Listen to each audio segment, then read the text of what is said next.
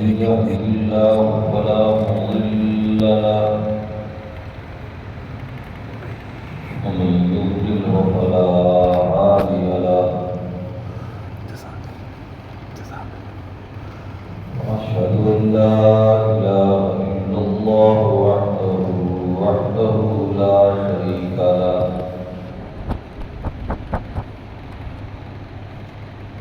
وأشهد أن سيدنا وسندنا ومرشدنا وقرآننا محمدا عبد الله ورسوله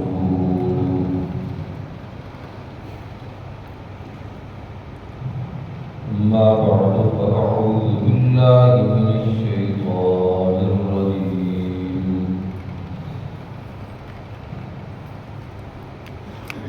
بسم الله الرحمن الرحيم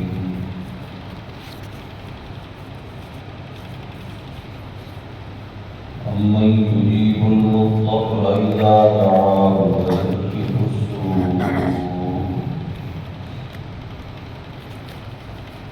ويكشف السوء ويجعلهم خلفاء الأرض أإله مع الله قليلا ما تذكرون صدق الله ومن أصدق من الله قيلا اللهم صل على سيدنا ومولانا محمد وعلى آل سيدنا ومولانا محمد وبارك وسلم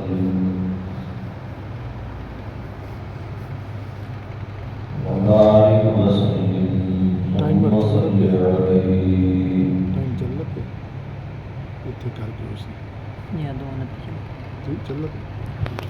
حضرات محترم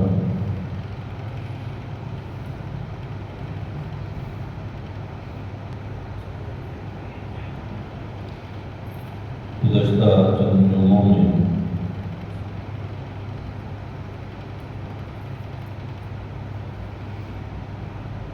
اللہ رب العزت کی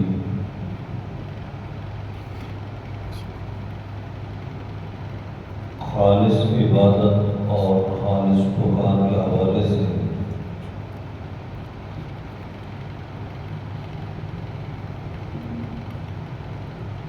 اسلام کے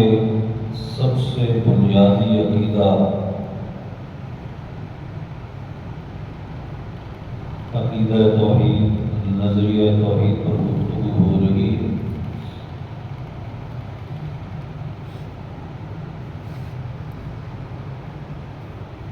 اور گزشتہ بیان میں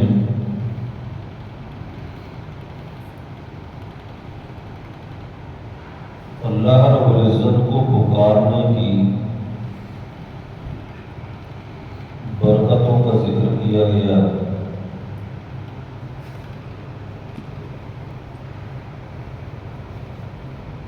کہ وہ ایسی ذات ہے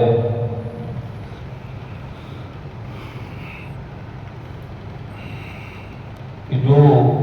اس کائنات کے ہر ذرے کو تھامنے کے ساتھ ساتھ ہر کسی کی ہر ضرورت کو پورا کرنے کے ساتھ ساتھ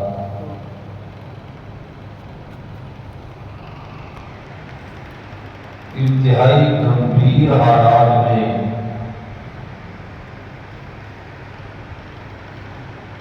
کہ جب کوئی شخص مصائب کی کالی تاریک راتوں میں گر جائے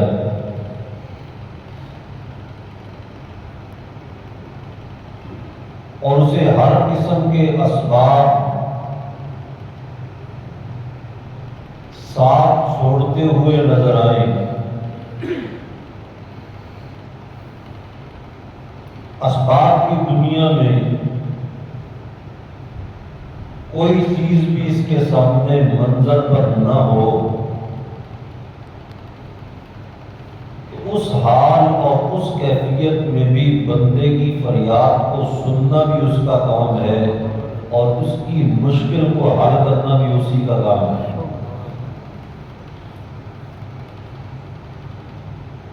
پھر جب وہ حل کرتا ہے، مشکل ٹالتا ہے، پریشانی کو ہٹاتا ہے،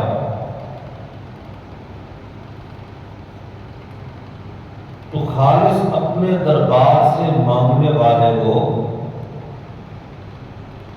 صرف اس کے مانگنے کے مطابق نہیں دیتا، اس سے زیادہ دنیا اور آخرت کی برکتیں بھی دیتا ہے۔ سبحان اللہ۔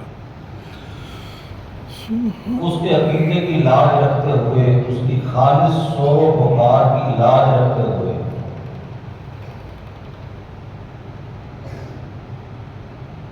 اس لیے اقبال نے کہا تھا نا کہ توحید تو یہ ہے کہ خدا حشر میں یہ کہہ دے، یہ بندہ دو عالم سے خفا میرے لیے ہے۔ جب انسان اللہ کے لیے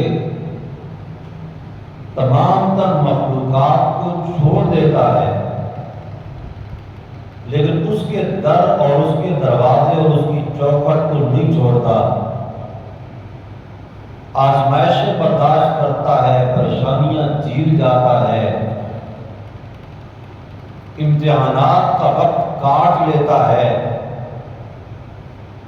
تو یہ تھوڑا مانگتا ہے، اللہ اس کو مانگے سے بھی زیادہ عطا کرتا ہے۔ ایک مثال میں نے آپ کے سامنے کسی جمعے میں بیان کی ہے کہ حضرت زکریا علیہ السلام اپنے رب کے سامنے یہ فریاد اور التجا کرتے ہیں کہ مولا تیرا پیغمبر ہوں، تیرے دین کا وارث ہوں،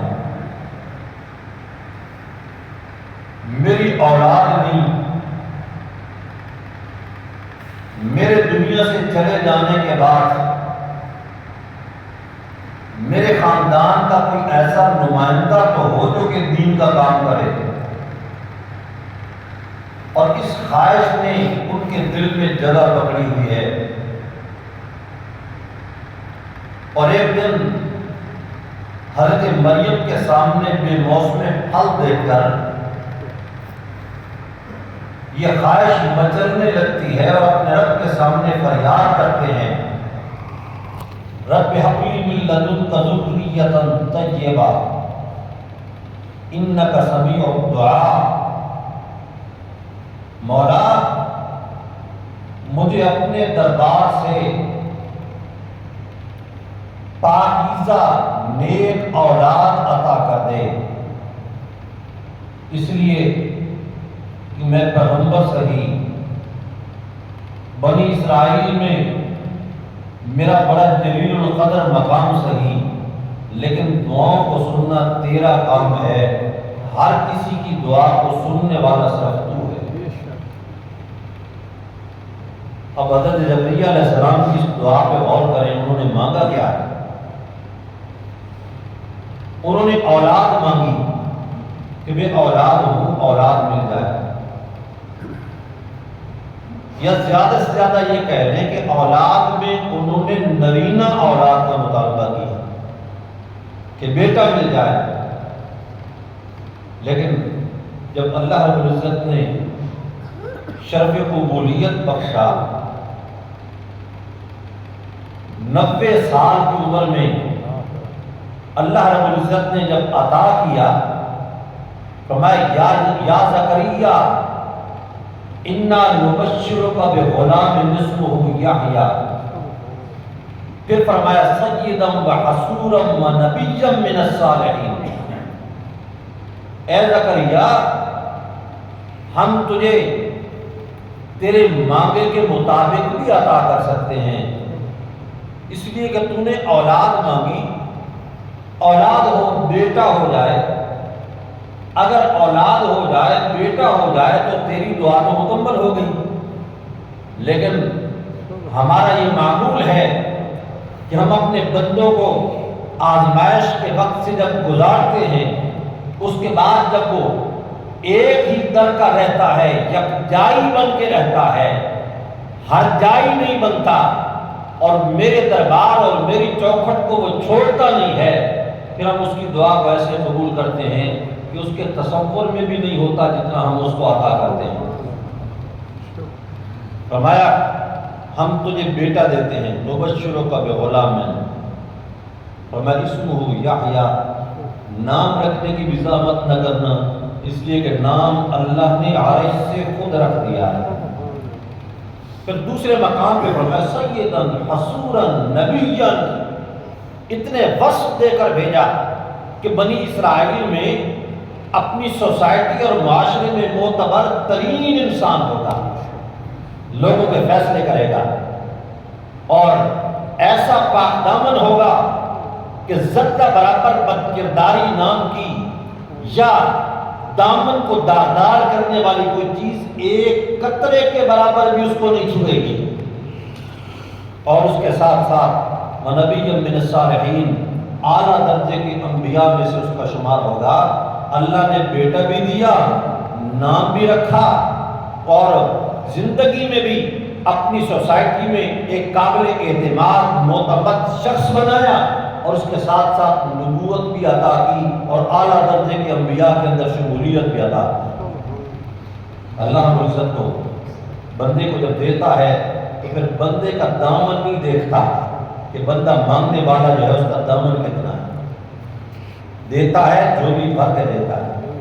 اس کے اپنے دامن سے زیادہ دیتا ہے، پھر اپنی شان کی طرف دیکھتا ہے۔ اس لیے ہمارے اکابر عام طور پہ جب کوئی کسی کے ساتھ بھلا کرتا نا تو عام طور پہ وہ جواب کے اندر یہ الفاظ بولا کرتے تھے، اللہ تجھے اپنی شان کے مطابق اس کا بدلہ عطا کرے۔ یہ بہت بڑی دعا ہے، اللہ تجھے اپنی شان کے مطابق اس کا بدلہ عطا کرے۔ اس لیے کہ جب اللہ اپنی شان کے مطابق عطا کرتا ہے تو انسان کے دامن سے کئی گنا زیادہ بڑھ کے عطا کرتا ہے۔ سیدنا عمر ہیں رضی اللہ تعالیٰ عنہ، خلیفہ ثانی، روایات میں آتا کہ ایک مرتبہ رات کو گشت کرتے کرتے کھلے علاقے میں نکل گئے۔ امیر المومنین تھے، رات کو گھر میں سویا کم کرتے تھے، مدینہ میں گشت زیادہ کیا کرتے تھے، صورتحال سے آگاہ رہتے تھے۔ کسی کھلی جگہ میں نکل گئے، 14ویں رات تھی، کچھ تھکاوٹ محسوس ہوئی، سستانے کے لیے پتھر کا سہانا بنا کر ریت کے اوپر لیٹ گئے۔ اے امیر المومنین، عجیب اللہ نے شان عطا کی۔ اور جب لیٹے تو جب انسان لیٹتا ہے تو طبعی طور پہ انسان کے ذہن میں خیالات گردش کرنا شروع کر دیتے ہیں۔ ذہن میں خیالات آنا شروع ہوئے کہ عمر اس وقت تو امیر المومنین ہے اور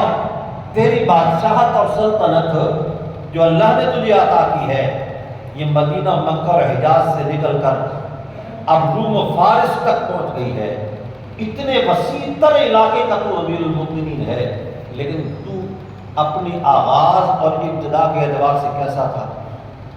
پھر اپنا گزشتہ زمانہ دیکھا، اس میں غور و فکر کیا۔ کبھی کبھی خود کہا کرتے تھے کہ میں تو وہ آدمی ہوں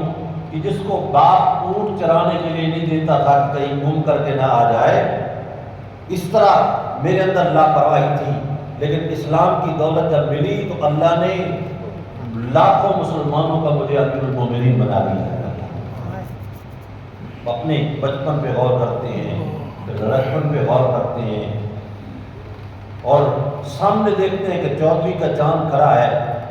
اس کو مخاطب کر کے کہتے ہیں کہ اے چاند، تیری اور میری حالت ایک جیسی ہے، تو باریک بال کی طرح تھا جب تو نمودار ہوا، پھر تو بڑھنا شروع ہو گیا، آج تیری عمر جوبن ہے، پھر تو گھٹتا چلا جائے گا، حتیٰ حتیٰ کہ ایک دن تو مٹ جائے گا۔ اب دل میں خیال آیا عمر ہمیشہ تو سلو زمین پہ حکمرانی نہیں کرنی، ایک دن زیر زمین بھی تو جانا، موت بھی تو آئے گی۔ جب موت کا تصور ذہن میں آیا تو دعا کی اللہ کے حضور، اللہم ارزقنی شہادتا فی سبیلک وموتا فی مدینۃ نبیک صلی اللہ تعالیٰ علیہ وسلم۔ یا اللہ موت تو برحق ہے، موت نے تو آنا ہی آنا ہے، مجھے موت بھی شہادت کی عطا کرنا اور اپنے نبی کے شہر مدینہ سے بھی جدا نہ کرنا۔ اب دیکھیں جو لوگ عام طور پہ ان حالات و واقعات کو سنتے رہتے ہیں تو یہ بڑی عجیب سی دعا ہے، بظاہر اس میں تضاد بھی ہے۔ اس طرح تضاد ہے کہ مدینہ طیبہ جو ہے اس کے متعلق صحابہ کرام کبھی بھی یہ تصور نہیں کرتے تھے کہ اس میں جنگ ہو جائے۔ حضرت عثمان ذی النورین رضی اللہ تعالیٰ کی جو شہادت ہوئی اس کا بھی ایک سبب یہ تھا کہ وہ مدینہ طیبہ کے اندر کسی کو تلوار اٹھانے کی اجازت نہیں دیتے تھے کہ یہاں لڑائی نہیں ہونی چاہیے، قتال نہیں ہونا چاہیے۔ اس میں ایک رسول اللہ صلی اللہ علیہ وسلم کی حدیث بھی ہے، آپ نے منع فرمایا کہ مدینہ میں کوئی شخص جنگ کے ارادے سے تلوار نہ نکالے۔ اب ادھر شہادت مانگ رہے ہیں اور شہادت بھی مدینے میں مانگ رہے ہیں، لیکن اللہ نے دعا قبول فرمائی۔ انہوں نے صرف دو چیزیں مانگی، شہادت ملے اور مدینہ میں ملے۔ اللہ نے دعا اس طرح قبول فرمائی کہ تجھے شہادت بھی ملے گی، مدینہ میں ملے گی اور مصلی رسول میں ملے گی۔ اللہ کے رسول کے مصلی پہ شہادت حاصل ہو۔ چنانچہ نماز پڑھا رہے ہیں اور فیروز ابو لؤلؤ فارسی غلام جو ہے اس نے آ کر حملہ کیا، آپ مصلی پہ تھے، اس وقت جو زخم لگا اور پھر حجرے تک گئے، اسی زخم کی وجہ سے شہادت ہوئی۔ بندہ مانگتا اپنے ظرف کے مطابق ہے لیکن اللہ اپنی شان کے مطابق عطا کرتا ہے۔ اللہ سیدنا آدم علیہ نبینا علیہ الصلوۃ والسلام، اللہ نے ایک درخت کا پھل کھانے سے منع فرمایا، لیکن انسانی فطرت کے تحت پھر شیطان کے وسوسہ ڈالنے کی وجہ سے، کیونکہ ابھی تک دنیا میں یہ نظام نہیں آیا تھا کہ شیطان کے وسوسے کو بھی پورا بھانپ سکے، اب وہ اللہ کی قسمیں کھا رہا ہے۔ قرآن کہتا ہے وَقَاسَمَهُمَا إِنِّي لَكُمَا لَمِنَ النَّاصِحِينَ، آدم و حوا کو قسمیں کھا کھا کے کہہ رہا ہے کہ یہ پھل کھانا تمہارے حق میں بڑا مفید ہوگا۔ اب آدم علیہ السلام یہ سوچتے ہیں کہ بھلا اللہ کے نام کی کوئی قسمیں اس ملأ عالم میں بھی اللہ کے نام کی کوئی قسمیں جھوٹی کھا سکتا ہے؟ ان کی بات میں آ گئے، شیطان کی بات میں آئے اور پھل چکھ لیا۔ اب اللہ نے تو بنایا ہی زمین پر بھیجنے کے لیے تھا، لیکن دل میں احساس ندامت اتنا جگہ پکڑ گیا کہ زمین پہ آئے اور اس طرح روئے کہ نہ بیوی کو خاوند کی فکر ہے نہ خاوند کو بیوی کی فکر ہے، دونوں کا رخ جدا جدا ہو گیا۔ آدم علیہ السلام بھی رو رہے ہیں، حضرت حوا بھی رو رہی ہیں، اور زمین پہ اور کوئی انسان بھی موجود کوئی نہیں، کوئی غمگسار موجود کوئی نہیں۔ ایک لمبا وقت اسی طرح جدائی میں گزر گیا، روتے دھوتے گزر گیا۔ مشہور روایات کے مطابق آدم علیہ السلام کی اور حضرت حوا کی یہ جو جدائی ہوئی یہ ہند کے کسی علاقے سے ہوئی، پرانا ہند جو قدیم ہند ہے، اور کہا یہ جاتا ہے تاریخ کی کتابوں میں سری لنکا کا مقام، لیکن بہرحال ہند اور حضرت آدم علیہ السلام کی نسبت کافی ساری روایات میں ملتی ہے۔ ہند کا کوئی بھی مقام ہو، پھر وہاں سے چلتے چلتے اور جگہ جگہ سے کہیں رات کہیں دن، کہیں نشیب کہیں فراز، کہیں بارش کہیں دھوپ، اسی کیفیت کے اندر اپنے رب کو مناتے مناتے مناتے میدان عرفات میں پہنچ گئے۔ ادھر میدان عرفات میں یہ پہنچے، ادھر میدان عرفات میں مئی حوا پہنچ گئی، دونوں کو اللہ رب العزت نے وہاں ملایا، اور ملانے کے بعد اللہ نے زبان پہ کچھ کلمات جاری فرمائے، ایک دعا تلقین فرمائی، ربنا ظلمنا انفسنا وان لم تغفر لنا وترحمنا لنکونن من الخاسرین۔ اے ہمارے پروردگار، ہم سے غلطی ہو گئی، ہم سے کوتاہی ہو گئی، ہم سے کچھ زیادتی ہو گئی، ہمارے اس قصور کو معاف کر دے، ہماری اس لغزش کو معاف کر دے۔ اب آدم و حوا نے اتنی بات مانگی نا کہ یا اللہ تو راضی ہو جا، ہم سے لغزش اور خطا ہو گئی۔ اللہ نے وہ خطا اور لغزش معاف بھی کی، اور اس کے بعد انعام کیا عطا کیا؟ روایات میں آتا ہے اللہ نے اس کے بعد یہ فیصلہ کیا کہ قیامت تک آنے والے انسانوں میں سے جو لوگ بھی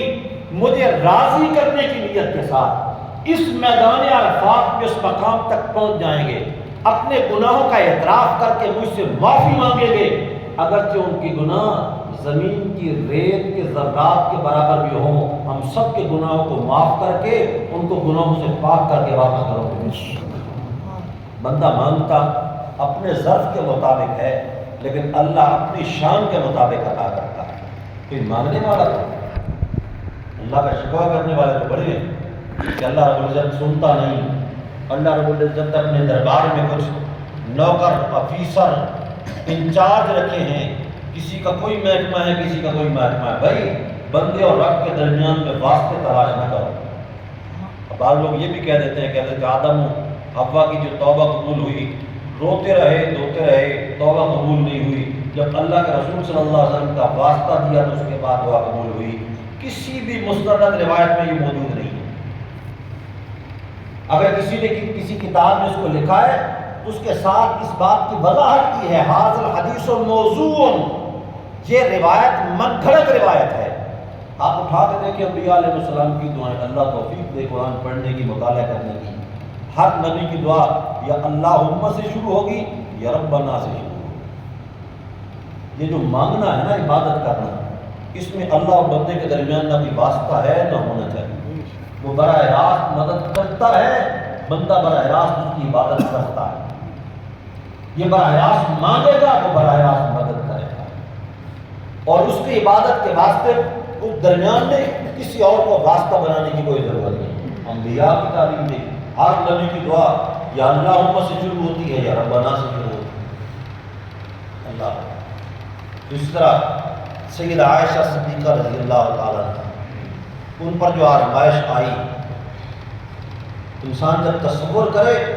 خدا کی قسم عقل دنگ رہ جاتی ہے۔ اتنی بڑی آزمائش خود رسول اللہ کے لیے بہت بڑی آزمائش ہے صلی اللہ تعالیٰ علیہ وسلم، اور پھر آپ کی زوجہ محترمہ سیدہ عائشہ عفیفہ طاہرہ،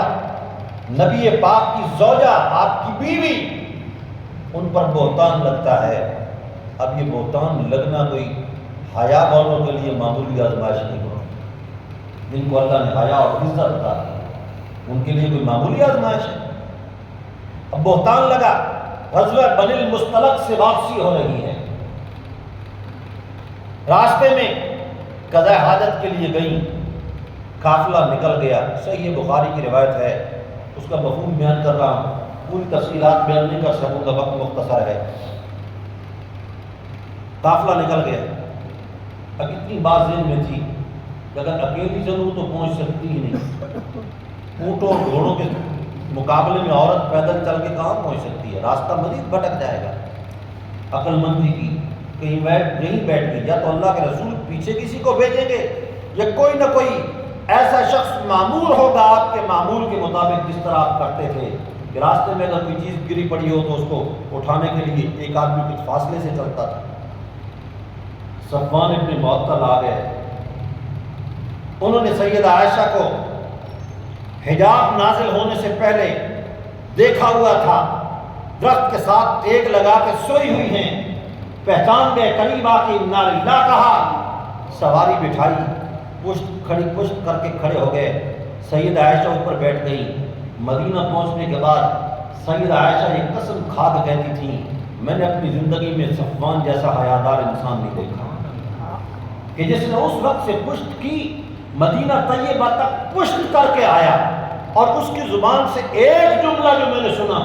انا للہ و انا الیہ راجعون کے علاوہ کوئی جملہ اس کی زبان سے نہیں سنا۔ لیکن منافقین نے طوفان مچا دیا، محض فلسفے کی بنیاد پر، عقل پرستی کی بنیاد پر، شیطانی کرنے کے لیے۔ قرآن کہتا ہے تولا کبرہ، اس نے خوب طوفان مچایا عبداللہ ابن ابی نے، اس میں کہا جی ایک جوان مرد ہو اور ایک جوان عورت ہو اور اتنا لمبا سفر جنگلوں میں طے کر کے کیسے آپس میں ایک دوسرے سے محفوظ رہ سکتے ہیں؟ الیاذ باللہ۔ اس مفروضے کی بنیاد پر اس نے اس طرح کی کہانی گھڑی کہ بہت سارے لوگ اس سے متاثر ہوئے، اور جب یہ بات آپ تک پہنچی اب ایک شکل تو یہ کہ آپ براہ راست سب کو ڈانٹے اور مارنا شروع کر دیں، لیکن گھر کا مسئلہ ہے، انتظار کرنا ضروری ہے کہ اللہ کی طرف سے حکم کیا آتا ہے۔ لیکن ابھی تک اللہ کی طرف سے بھی خاموشی، آزمائش ہے۔ آپ منبر پہ تشریف فرما ہیں، صحابہ کرام کی جماعت مسجد نبوی میں ہے، آپ فرماتے ہیں اللہ کے بندوں مجھے مشورہ دو، انتہائی سکوت اور خاموشی کا عالم۔ اب صحابہ کرام کیا مشورہ دیں؟ صحابہ نے سر جھکائے ہوئے ہیں، رو رہے ہیں، کسی کی سسکیوں کی آواز بھی آتی ہے اور سر اٹھا کے اوپر ہی نہیں دیکھ رہے، خاموش۔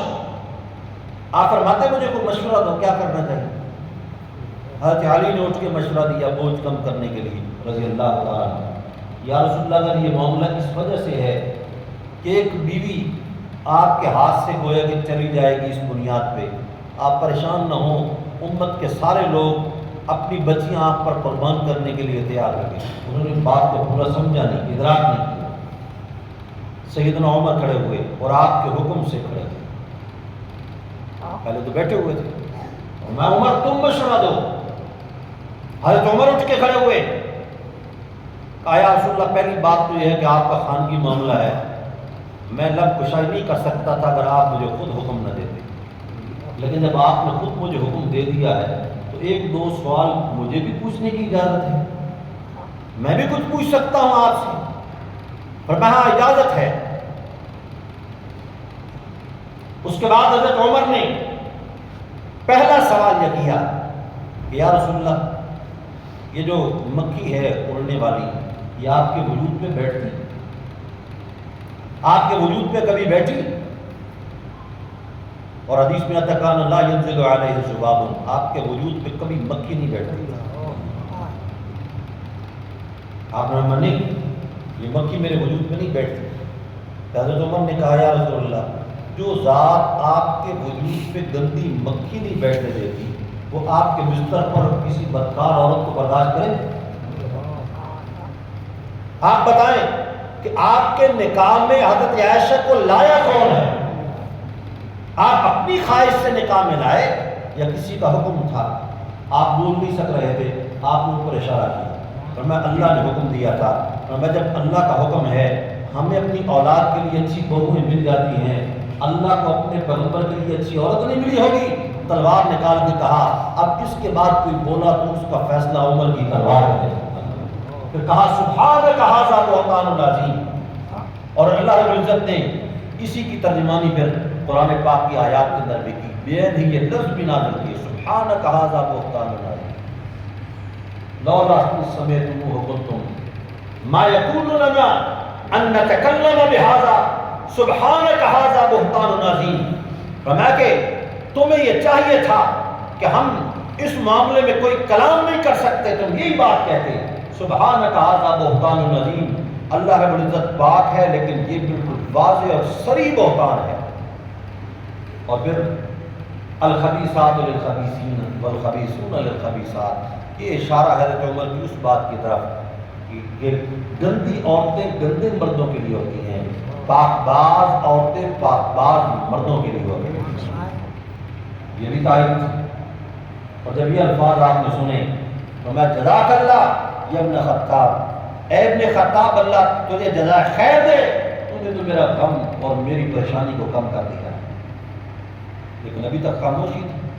سیدہ عائشہ گھر اپنے والد کے گھر میں جا چکی ہیں، اب امید تھی کہ والد ساتھ وکیل بن کے آئیں گے کہ ہوا کیا ہے، ماجرا کیا ہے، لیکن والد ہیں انہوں نے کہا اللہ کے رسول جب تک نہیں بولتے میں بھی اپنی زبان سے کچھ نہیں نکالتا۔ اچھا، پھر بالا خانے پہ چلی گئی، مسلسل رو رہی ہیں، مسلسل رو رہی ہیں، اور رو رو کے کہتی ہیں کہ ایسے مجھے لگتا تھا میرے آنسو آنکھوں سے ختم ہو جائیں گے اور میرا جگر آنسو بن کے خون کی شکل کے اندر میری آنکھوں سے ٹپکنا لگا، یہ کیفیت بن گئی۔ لیکن آپ جب تشریف لائے ایک دن اور پھر کچھ دیر وہاں پر آپ بیٹھے، حضرت عائشہ فرماتی ہے کہ اب مجھے پتہ چل گیا کہ میری دعا قبول ہو گئی۔ اب بظاہر انسان کو جو سہارا نظر آتا ہے، سب سے بڑا سہارا شادی کے بعد اپنا خامن نظر آتا ہے۔ ابھی تک رسول اللہ نے اپنی زبان سے کوئی بات نہیں کی تھی، یہ سہارا تو باقی تھا، لیکن آپ آئے اور آپ نے آ کر حضرت عائشہ کو بلوا کے کہا، عائشہ کہ اپنی صفائی میں کچھ کہنا چاہتے ہیں؟ ان کنت الممت بذنب فاستغفر اللہ، اگر تجھ سے غلطی ہو گئی تو استغفار کرو، اس لیے لأن العبد اذا تاب، بندہ جس وقت اللہ کے حضور توبہ کر لیتا ہے اللہ گناہ کو معاف کر دیتا ہے۔ حضرت عائشہ فرماتی ہے مجھے یہ توقع نہیں تھی کہ اللہ کے رسول کی الفاظ میرے سامنے ہو، میں اور رونا شروع کر دیا اور میں نے یہ کہا کہ اگر میں آج اقرار کروں تو اقرار کرنا آسان ہوتا ہے، لیکن ہر آدمی پھر یہ کہے گا دیکھو جی اس نے اقرار کیا لیکن مجھے پتا ہے کہ وہ اقرار جھوٹا اقرار ہوگا، لیکن میں اگر اپنے آپ کی برات ظاہر کروں تو آج یقین کرنے کو کوئی تیار نہیں۔ انما اشکو بسی و حزنی الی اللہ، میں اپنے اس غم و الم کی فریاد اللہ کے سامنے کرتی ہوں، اللہ مجھے اس غم سے ضرور نکالے گا۔ پھر حضرت عائشہ فرماتی ہیں میرا خیال یہ تھا، سمجھ مجھے آ گئی تھی اسی مجلس میں فیصلہ ہونے والا ہے، برات نازل ہونے والی ہے، لیکن اللہ اپنے رسول کو بتلا دیں گے کہ سیدہ عائشہ بے گناہ ہے، اس میں کوئی قصور نہیں، بس اتنی بات ہوگی۔ کہتی ہے میں یہ تو تصور بھی نہیں کر سکتی تھی، جب میں نے اپنے اللہ کے حضور فریاد کی اللہ نے اس فریاد میں ایسی برکت ڈالی کہ صرف برات کا اظہار نہیں، اللہ نے قرآن پاک کی 18 آیات نازل کر دی جو قیامت تک حضرت عائشہ کی برات بیان کرتی رہی۔ بندہ مانتا اپنے ظرف کے مطابق ہے، اللہ اپنی شان کے مطابق عطا کرتا ہے۔ اللہ رب العزت صحیح